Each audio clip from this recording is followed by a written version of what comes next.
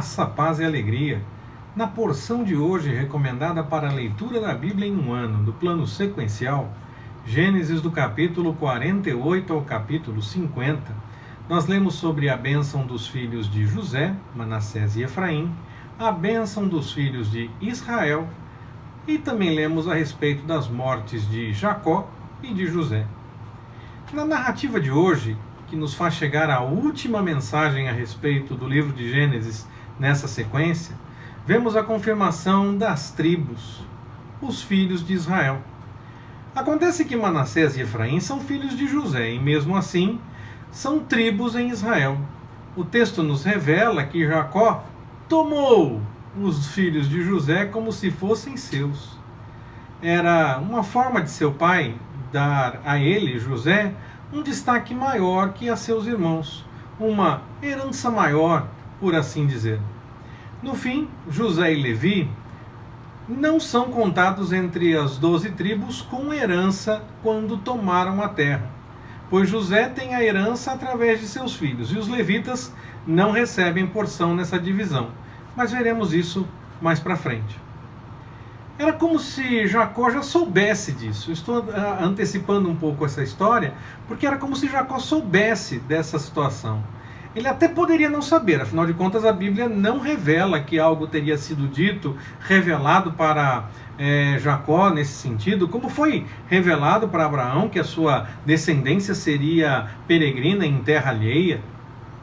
Mas o Senhor, eu entendo, já estava falando através de Israel nesse momento da bênção e desse acerto que envolve também os filhos de José. Se ele queria dar mais notoriedade para José com 2 bênçãos, através dos filhos deste, acabou sim antecipando os ajustes que levam para as 12 tribos de Israel. Essa passagem faz alguns acreditarem que, quando o texto foi organizado, fizeram alguns ajustes para contar o que tinha acontecido para dar início nessa história das 12 tribos. Pessoalmente, eu acredito que Jacó abençoou os seus filhos e abençoou os filhos de José, fazendo os devidos ajustes, porque o Senhor o direcionou a fazer dessa forma.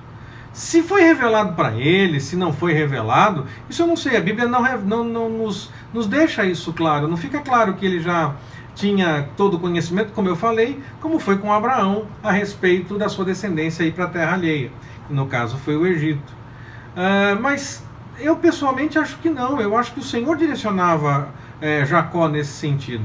E ainda digo mais, se colocaram essa história depois para explicar algo a respeito do desenvolvimento histórico posterior, de como começaram as 12 tribos, ficaria muito mais impactante incluir nesse relato também que ele recebeu uma revelação dessas, como foi com Abraão.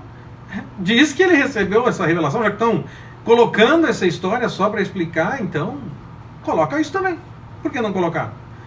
Por isso eu entendo que Jacó, ainda que não tivesse tido a revelação, não sei se teve, o texto não revela isso, ele na verdade agia direcionado pelo Senhor de qualquer forma.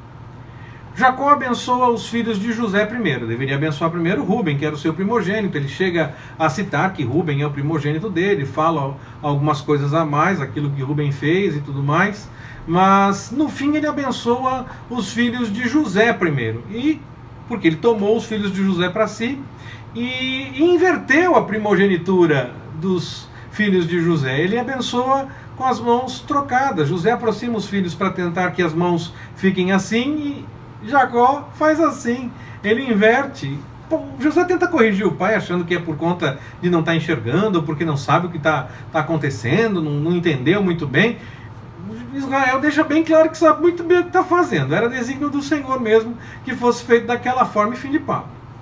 Eu acredito que as bênçãos declaradas aos filhos de Jacó mereçam uma série de mensagens separadas.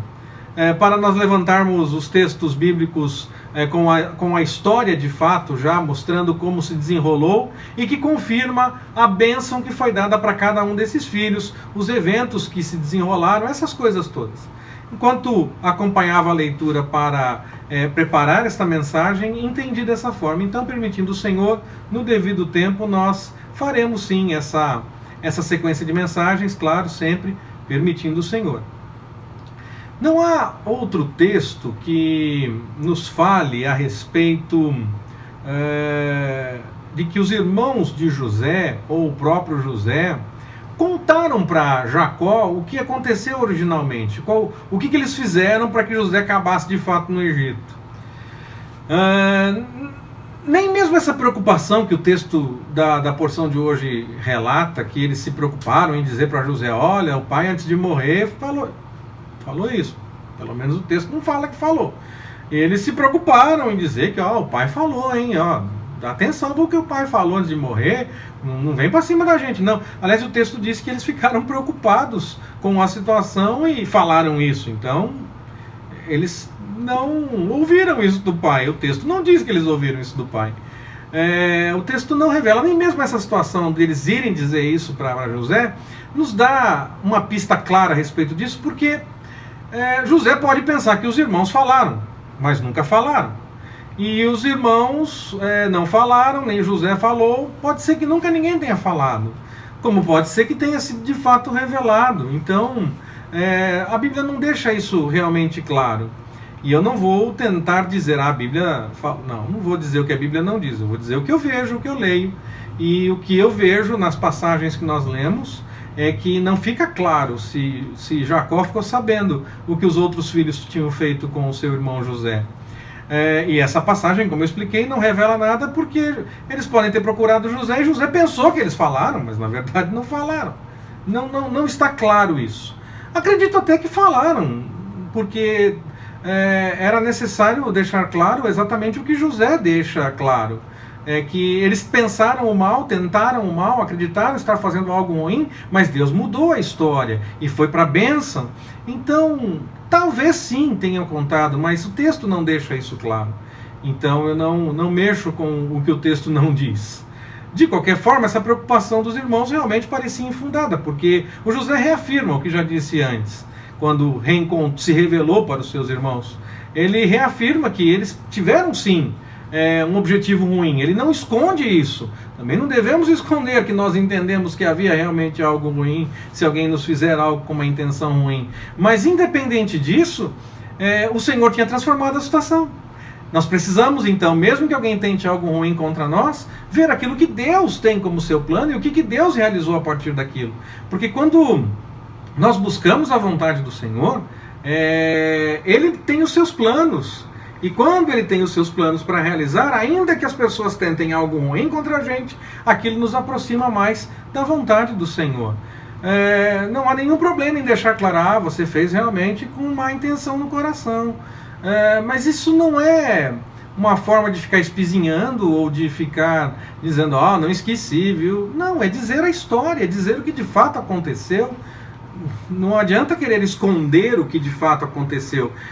O perdão vai além de simplesmente não tocar no assunto ou até esquecer. Não lembro disso, não. Posso até lembrar, mas eu convivo com aquilo muito bem e digo, olha, não, aquilo lá é passado, já foi resolvido. E José disse isso para os irmãos. Vocês fizeram realmente com uma intenção ruim, mas Deus tinha seus planos. Eu louvo a Deus pelo que Ele fez. Deus tinha seus planos e eu vim para cá por algo maior. Então, fiquem tranquilos, está tudo em ordem, está tudo na bênção. Está tudo tranquilo entre a gente. Então, quando nós buscamos a vontade do Senhor, é assim. Quando o Senhor tem seus planos, ainda que tentem alguma coisa contra a nossa vida, aquilo que tentam nos aproxima mais do plano do Senhor, porque o Senhor vai desenvolver a história para que as coisas aconteçam de acordo com a vontade dele. Terminamos assim o livro de Gênesis com a morte de Jacó e depois a morte de José, com o devido destaque, mostrando a importância desses dois personagens bíblicos na história de toda a narrativa bíblica.